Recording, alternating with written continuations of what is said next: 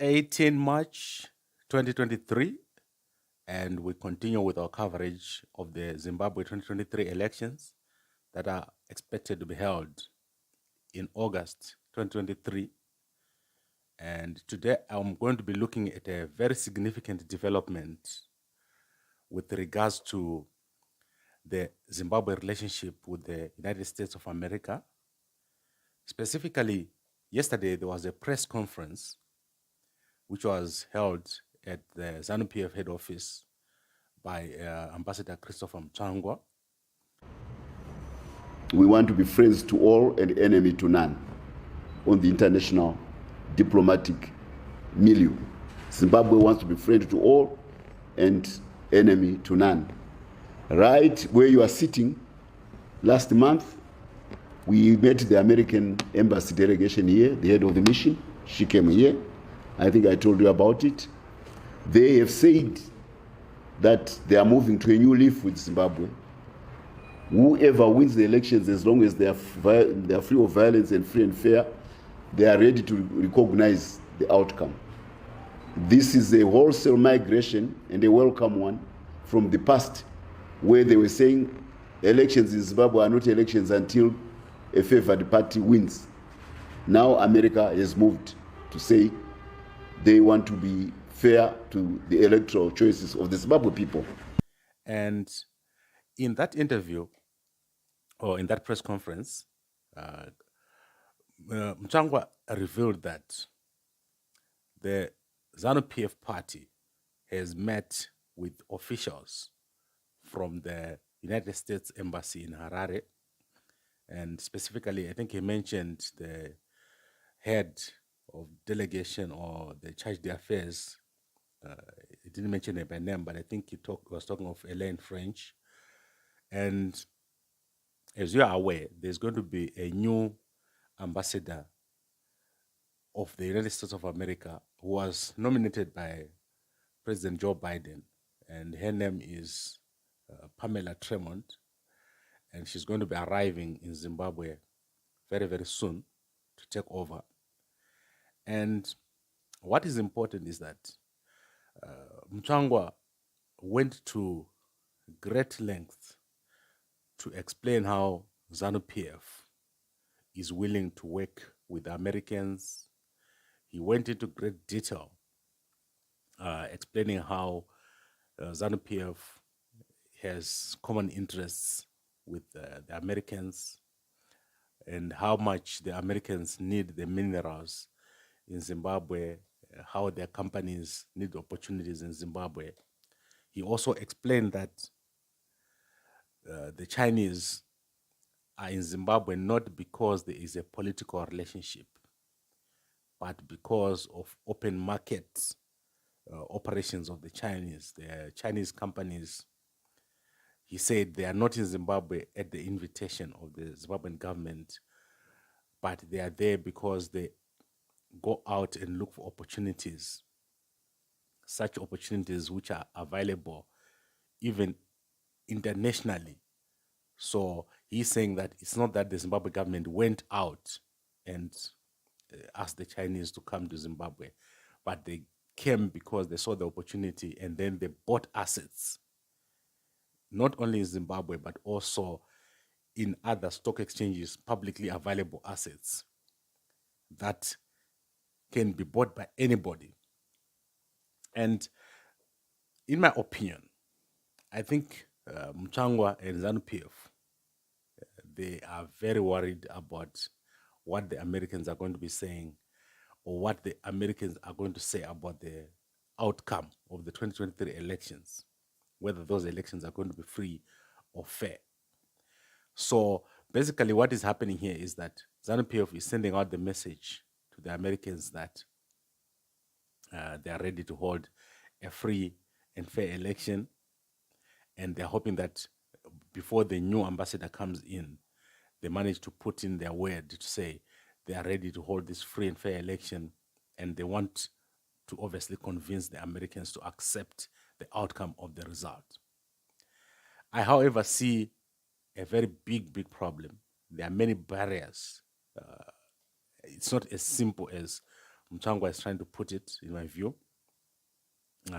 When we look at ZANU-PF, for example, that is going to be a big barrier between the Americans and ZANU-PF, because the ZANU-PF has specific things that they need to do, according to ZANU-PF.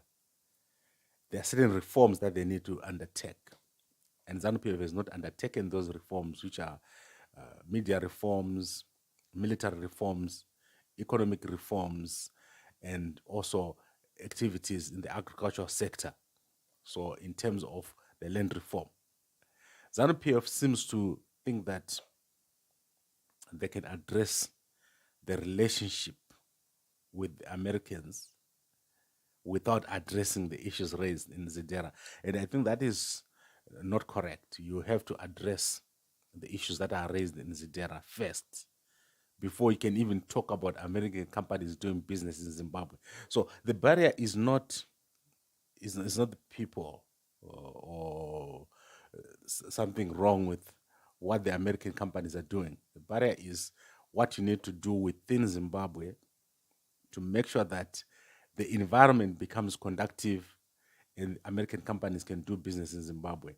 Also, if you want the elections to be free and fair, or to be declared free and fair by the Americans, there are many, many things that you need to do to make sure that the elections are seen to be free and fair. For example, reforms at ZEC, militarization of key state institutions that deal with the elections. So those are the issues that Mchangwa did not want to address, and I'm sure that these issues were raised to him when ZANU-PF met with the Americans in February at the ZANU-PF offices. So it's a very complicated situation that we're seeing developing. ZANU-PF needs the Americans. They know it. They know that they cannot operate effectively. They cannot deliver their programs without having a good relationship with the Americans. And the unfortunate part is that the solution that they're proposing is almost like putting lipstick on a pig. It's not enough. The ZANU-PF needs to do more, and they don't understand how things work in America. Things don't work according to how ZANU-PF thinks. There is a very structured way in which relationships are managed between the United States and foreign countries, or their foreign policy is not like the foreign policy of Zimbabwe, where you just do things as you think. Like, there is very, very structured processes in the United States of America, and ZANU-PF is a law in the United States of America. Everyone who is in the United States has to follow the law, and until ZANU-PF understands this, then they'll have a hard time getting the Americans to be on their side. They can have these conversations, but they need to address the law first. And this requires a different kind of approach from the leadership of ZANU-PF. If they want ZANU to be repealed, they have to make sure that they do more.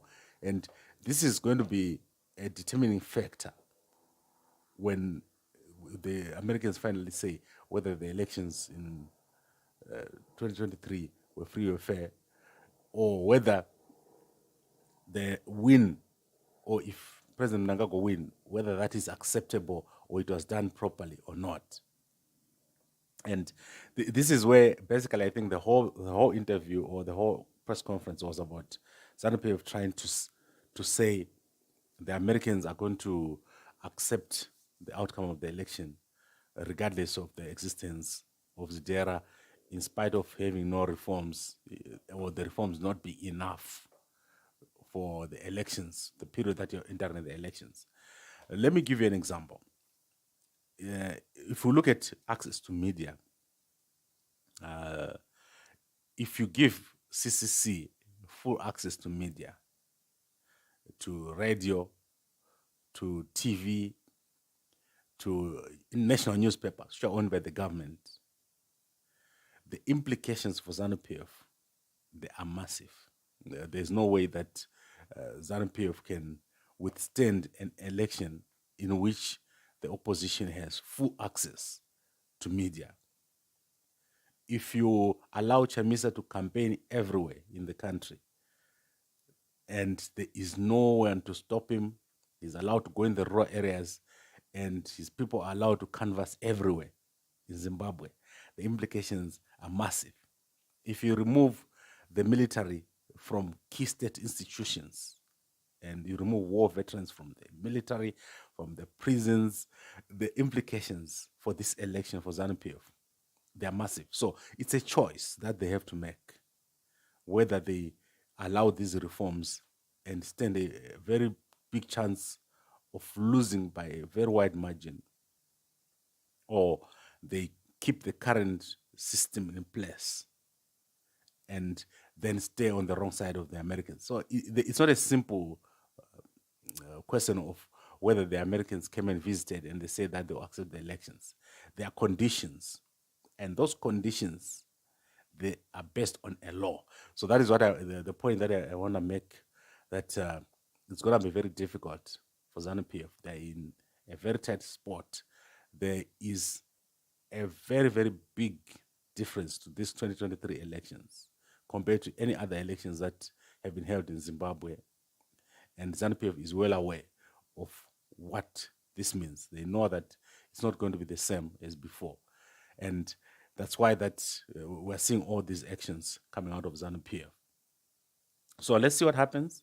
Let's see what happens when the new ambassador from the United States arrives in Zimbabwe, Pamela Tremont, because this is what triggered this whole press conference by Muchangwa, the arrival of the new ambassador, and the desire by ZANU-PF to have a better relationship with the American embassy in Zimbabwe, hoping that they will say the election was free and fair and not consider the issues that are raised in Zedera. So they're hoping that the American embassy will somehow just turn around and say everything went well and not consider the law. And I want to point out that this is going to be a big issue. We also have observers coming in. He says ZANU-PF is going to allow observers to come in. And so let's see how many reforms ZANU-PF is willing to make. But the issue is around the reforms. If you put in place the reforms, ZANU-PF will be in a very difficult position, will mostly likely lose. If you don't put in place the reforms, ZANU-PF will do better, but they will not get the support of the international community. We're going to have an even worse situation in the second term of President Mnangagwa. Thank you very much, and we'll be back again with more news during the